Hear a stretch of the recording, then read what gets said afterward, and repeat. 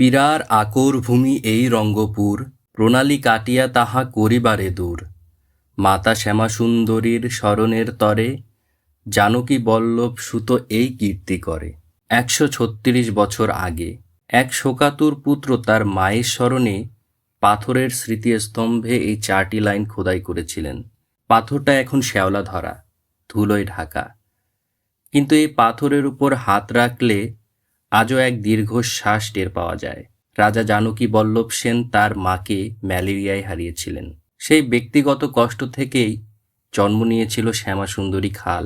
এটি কেবলমাত্র একটি খাল ছিল না, এটি ছিল এক মায়ের প্রতি এক সন্তানের অন্তহীন ভালোবাসার নিদর্শন।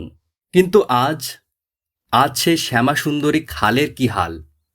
যে খাল শহরকে বাঁচিয়ে রাখতে তৈরি হয়েছিল, পরিবেশ ও মানুষের স্বাস্থ্যের উন্নতির জন্য তৈরি হয়েছিল, আজ আমরা তাকেই বানিয়েছি নানা রোগের আতুর ঘর।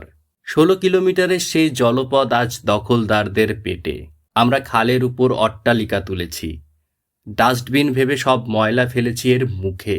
জানকী বল্লভ যা দিয়েছিলেন মায়ের স্মরণে, আমরা তাকে নর্দমা বানিয়ে তার সেই মহৎ কীর্তিকে অপমান করেছি। আমরা কি এতটাই অকৃতজ্ঞ? কিছুদিন আগেই দেশে অনুষ্ঠিত হয়ে গেল জাতীয় সংসদ নির্বাচন। সদ্য নির্বাচিত সাংসদদের শপথ গ্রহণও ইতোমধ্যে শেষ। অন্যদিকে সামনে সিটি কর্পোরেশন নির্বাচন।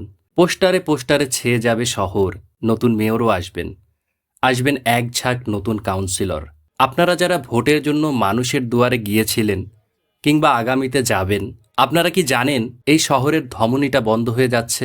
প্রতি বছর কোটি কোটি টাকা খরচ হয়, অথচ শ্যামাসুন্দরীর কপালের শিকে ছেড়ে না। মনে রাখবেন, শ্যামাসুন্দরীকে রক্ষা করা আপনাদের দয়া নয়, আপনাদের দায়িত্বের শপথ। আমরা কোনো জোড়াতালি চাই না, আমরা চাই দখলমুক্ত আর সচল এক শ্যামাসুন্দরীকে। জানকী বল্লভ আর তার সাথীরা তাদের কাজ করে গিয়েছিলেন। আমরা কি করছি? আমরা কি আমাদের সন্তানদের জন্য শুধু মশা আর বিষাক্ত দুর্গন্ধ রেখে যাব? সময় কিন্তু ফুরিয়ে আসছে। শ্যামাসুন্দরী বাঁচলে রংপুর বাঁচবে, আর শ্যামাসুন্দরী মরলে অভিশাপ হয়ে থাকবে আমাদের এই প্রিয় শহর।